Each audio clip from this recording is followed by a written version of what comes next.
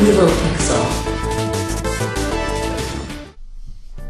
While vehicular combat games were just making a name for themselves in the early 90s, EA sought out to be a little different by including motorcycles. With that, players could also literally fight to the finish line with various hand weapons, punches, and kicks. While it wasn't the first of its kind, this game was called Rash and released in 1991, originally for the Sega Genesis. The formula seemed to have worked as Rash was well received by players. Throughout the years, several sequels and iterations of the games were released for several different platforms. Now unfortunately, the series came to a halt as a new millennium came upon us. However, in 2006, a slight bit of hope was brought upon Rash fans as a reboot was being developed. And so in today's video, we'll be discussing what became known as Rash 2006. The concept of reviving the Rash series began back in 2006. EA expressed interest towards bringing back the decades-old IP. The task was to be tackled by EA Warrington, a studio based in Northwest England. Now if you know the history of EA and cancelling games, you already know this is heading in a bad direction. Now I gotta be honest, like many of the games discussed in this channel, not much is known of this game. In fact, EA even declined that the game was even in development, but more on that in a minute.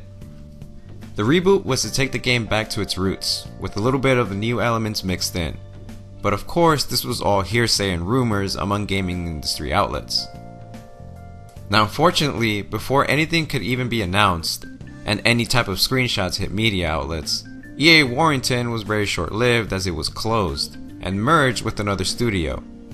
Tiffany Steckler of EA explained to GameIndustry.biz, "The UK studio has decided to reinforce its development base by bringing the creative teams from disparate locations into one place.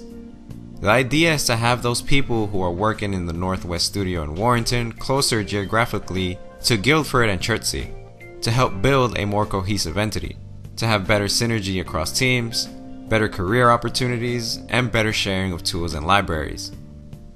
Now enter development artist Kev Connolly, who has worked on titles such as MotoGP, Battlefield 2, Need for Speed Most Wanted, and many more, who in 2007 posted a video on his YouTube channel of a mysterious motorcycle game clearly in early development. Well, as it turns out, this game was the unreleased Rash game by EA Warrington. And it was the first time we ever got a look at it in action, with a title logo as well.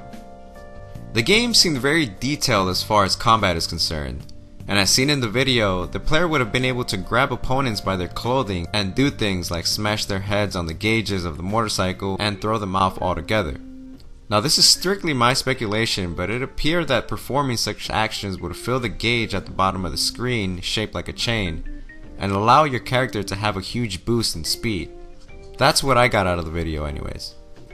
There's also a part where the player grabs a highway sign from the side of the road and uses it against the other players.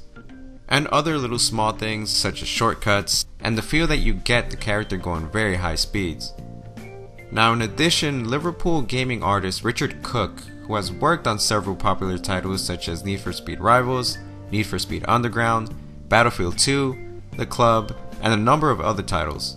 Well, in 2011, concept art of this unreleased Rash game were posted on Richard Cook's personal site, further proving that this game did in fact exist at some point.